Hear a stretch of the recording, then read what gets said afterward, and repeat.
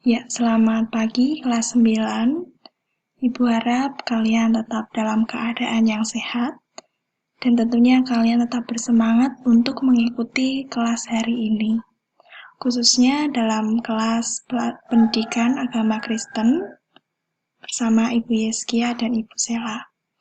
Ya, pada hari ini kita akan belajar tentang Kristus adalah hikmat Allah. Seperti yang telah kita pelajari pada pertemuan-pertemuan sebelumnya,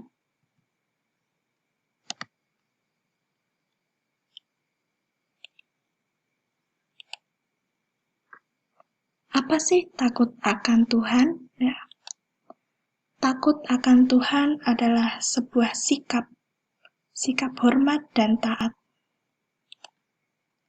Kenapa kita harus hormat dan taat? Karena kita hidup di dalam hikmat. Maka ketika kita hidup di dalam hikmat, maka akan ada sikap hormat dan taat di dalam diri kita. Hikmat itu apa? Hikmat adalah karunia dari Allah.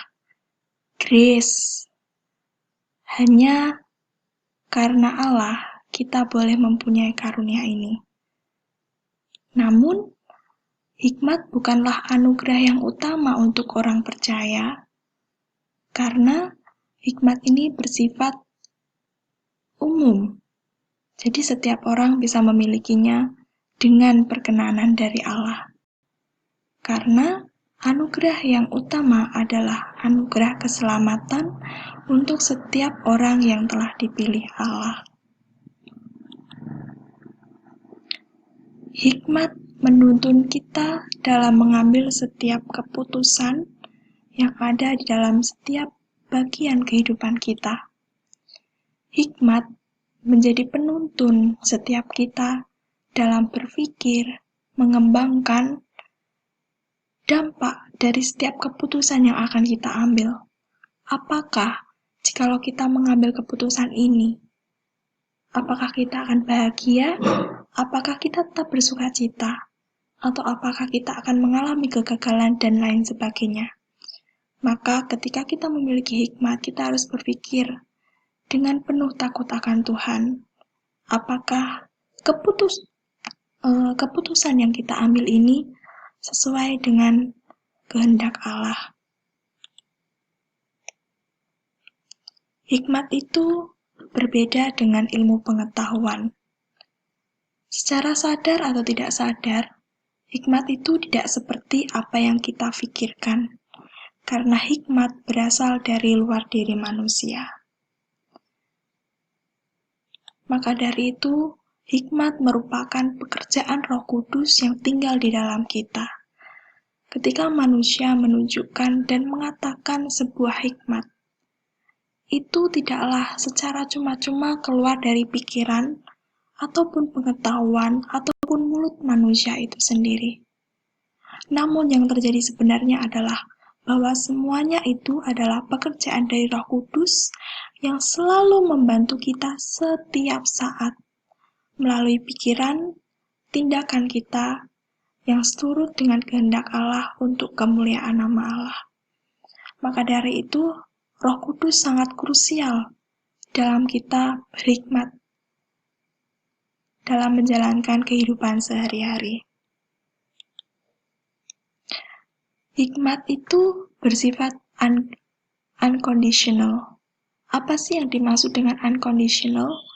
Hikmat yang bersifat unconditional adalah kondisi di mana tindakan kita tidak mengikuti apa yang menjadi standar yang dimilikinya. Seperti contoh yang telah diteladankan oleh Yesus adalah kita tetap memberi walaupun kita tidak diberi. Kita tetap mengampuni walaupun orang itu tetap melakukan kejahatan. Ketika dunia mengatakan, hakimilah musuhmu dan bencilah orang yang menganiaya kamu. Tetapi Tuhan mengatakan, ampunilah orang yang bersalah kepadamu. Kenapa? Karena Allah akan mengampuni kita kalau kita mengampuni orang lain. Contoh yang juga disebutkan oleh Yesus dalam Alkitab adalah memberikan jubah kita bagi yang meminta baju. Berjalanlah dengan orang yang meminta berjalan bersamamu 1 mil, tapi berjalanlah bersama dia 2 mil. Tetapi jangan lupa untuk mengerjakan semuanya itu dengan penuh sukacita dan penuh dengan takut akan Tuhan. Karena hikmat itu bersikap hormat dan taat atas perintah Allah. Jadi hikmat adalah karunia dari Allah yang selalu menuntun kita dalam mengambil setiap keputusan. Dan hikmat itu berbeda dengan ilmu pengetahuan, karena hikmat merupakan pekerjaan Roh Kudus yang bersifat unconditional.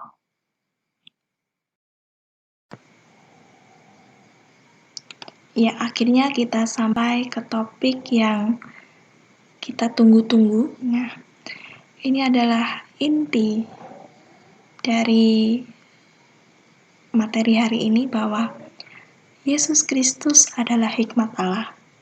Sekali lagi Ibu katakan bahwa Yesus Kristus adalah hikmat Allah. Yesus Kristus adalah hikmat Allah yang sejati. Namun, bukan berarti bahwa hikmat itu Yesus. Sekali lagi Ibu bilang bahwa Yesus Kristus adalah hikmat, namun ini tidak berarti bahwa hikmat adalah Yesus. Tapi Yesus Kristuslah hikmat itu sendiri. Nah, jika masih bingung, Ibu kasih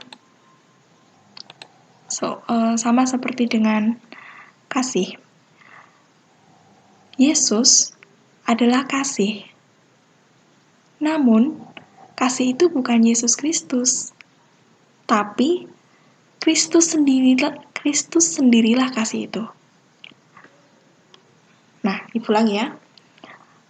Sama seperti kasih, hikmat adalah maksud Ibu, Yesus Kristus adalah hikmat Allah. Namun bukan berarti bahwa hikmat adalah Kristus. Tapi Yesus Kristuslah hikmat itu sendiri gitu loh. Sama dengan seperti kasih, bahwa Yesus Kristus adalah kasih. Namun kasih bukan Yesus Kristus, tapi Yesus Kristus sendirilah kasih itu. Jadi hikmat dan kasih merupakan atribut atau komponen-komponen yang ada dalam diri Allah. Jadi, Yesus Kristus adalah hikmat Allah, dan Yesus Kristus adalah kasih. Hikmat bukan berarti Yesus Kristus. Karena kita bisa menemukan hikmat. Orang lain juga mempunyai hikmat. Namun, orang lain bukan Yesus Kristus. Tapi yang Ibu mau tekankan di konsep hari ini adalah bahwa Yesus Kristus adalah hikmat Allah yang sejati. Kalau masih bingung silakan nanti ditanyakan di closing atau di review nanti ya. Nah, antara kasih dan hikmat ini tidak bisa kita samakan seperti matematika. Kalau 1 tambah 1 adalah 2, atau 2 adalah 1 tambah 1. Ibu tekankan sekali lagi bahwa Yesus Kristus adalah hikmat Allah. Bukan berarti bahwa hikmat adalah Kristus. Namun, Kristus sendirilah hikmat Allah itu. Sama seperti kasih. Yesus Kristus adalah kasih. Namun, kasih itu bukan Yesus, tapi Yesus sendirilah kasih itu sendiri. Kita lanjut. Lalu bagaimana untuk mendapatkan hikmat itu? Ya tentunya hikmat bisa kita dapatkan dari Sang Pemberi hikmat, yaitu Yesus Kristus sendiri. Kita harus mencarinya dengan sungguh-sungguh, seperti mencari perak dan mengejar harta terpendam yang selama ini kita dambakan. Jadi ketika kita mengejar hikmat, kita mengejarnya seperti mengejar harta karun. Amsal bilang ketika kita mengejarnya, kita akan mendapatkan harta yang selama ini kita dambakan, harta yang selama ini kita cari-cari. Itulah hikmat itu sendiri. Hikmat yang melebihi perak, permata, dan harta terpendam itu.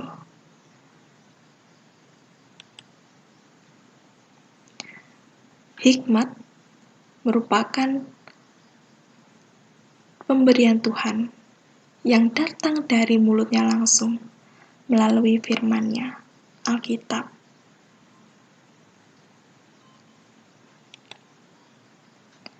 Nah, ini yang paling penting. Jangan sampai kita menganggap bahwa ilmu pengetahuan sebagai hikmat. Akan tetapi, hikmat yang dimiliki oleh manusia ini sangat terbatas. Dan hikmat yang dimiliki oleh dunia ini selalu bergantung pada kondisi. Seperti Ibu yang jelaskan tadi di depan, bahwa hikmat Allah itu unconditional. Tidak memandang kondisi apapun. Namun ilmu pengetahuan selalu bergantung kepada kondisi. Selalu ada timbal baliknya.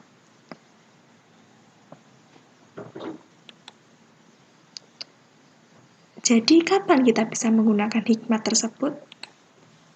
Setiap waktu. 24 jam dalam sehari. Setiap saat. Ketika kita mulai bangun pagi, sampai kita tidur malam. Hendaknya di setiap hari ini, di setiap waktu yang kita miliki dalam satu hari, kita harus menggunakan hikmat. Kita selalu membutuhkan hikmat dari Allah. Dan tentunya kita juga harus meminta pertolongan Roh Kudus untuk selalu memampukan kita. Sehingga kita dalam melakukan aktivitas sehari-hari, setelah kita bangun, sampai kita mau tidur lagi, semua yang kita lakukan penuh dengan hikmat, dan tentunya penuh tanggung jawab kepada Tuhan. Dan semuanya itu menunjukkan bahwa Kristus benar-benar hadir dalam hidup kita. Kita berhikmat. Kita menggunakan hikmat itu. Kita menunjukkan hikmat itu melalui kegiatan kita sehari-hari. Jadi, kesimpulan pada kelas hari ini adalah bahwa hikmat adalah karunia dari Allah. Grace. Hikmat itu grace. Jadi, hikmat merupakan hadiah dari Allah yang diberikan secara cuma-cuma kepada manusia. Dan kita, manusia yang berdosa dan sering tidak taat kepadanya ini, tidak mengambil andil dalam hikmat tersebut. Kita tidak mempunyai jasa dalam hikmat tersebut, karena hikmat tersebut merupakan karunia dari Allah. Yang kedua, hikmat berbeda dengan ilmu pengetahuan. Yang ketiga, orang yang takut akan Tuhan pasti berhikmat. Yang terakhir adalah Yesus Kristus adalah sumber dan hikmat yang sejati. Karena Yesus Kristus adalah perwujudan dari hikmat Allah yang hadir ke dalam dunia. Kiranya pembelajaran hari ini bisa kita refleksikan betapa sungguh luar biasanya Tuhan hadir ke dunia sebagai hikmat Allah dan memberikan langsung firman-Nya untuk kita pelajari, sehingga kita boleh semakin serupa dengan Dia melalui pengenalan akan Dia dalam merenungkan firman Tuhan setiap hari. Jangan hanya merenungkan firman Tuhan, namun kita semua menjadi pelaku-pelaku firman Tuhan. Tuhan Yesus memberkati.